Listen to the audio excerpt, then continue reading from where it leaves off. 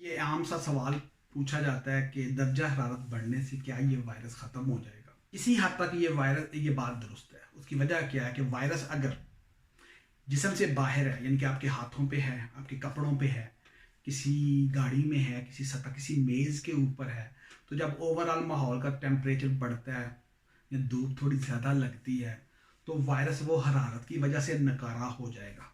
लेकिन वो वाला वायरस जो जिस्म के अंदर होगा, यानी किसी मुतासरा शख्स के खुलियों के अंदर होगा, वो वहाँ पे नहीं मरेगा।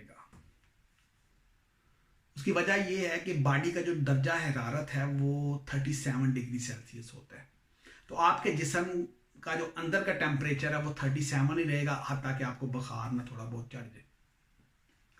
तो इस वजह से मतलब है कि ये बात किसी हद तक दुरुस्त है कि चूंकि वायरस आपको पता है फैलने का मेन जरिया हाथ है, या कि मतलब है सतहों के जरिए फैलता है, तो उसकी वो जो रफ्तार है वो कम हो जाएगी। लेकिन एहतियाती तदाबीर आपने फिर भी इख्तियार करनी है ताकि एक मुतासरा शख्स से दूसरे शख्स तक जो है ना वो वायरस ना जाए, जब तक बिल्कुल वायरस तमाम इंसानों से ख़त्म नहीं हो जाता। तो हो सकता है ये जो एहतियाती तदाबीर है हमें थोड़ी ज़्यादा देर के लिए इख्तियार करनी पड़े।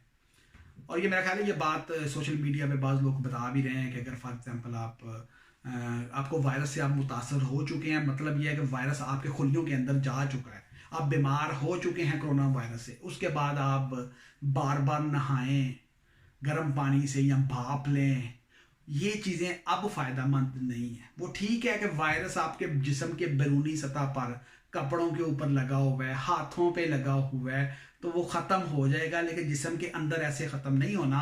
अंदर ख़त्म होना है तो वो आपका क़ुव्वत मुदाफ़त का निज़ाम है, और ऐसा करने से ये कि बार बार ज़रा नहाने से हो सकता है कि आपका आपका बॉडी मुतासर हो जाए, तो आप ज़्यादा अनकम्फर्टेबल हों।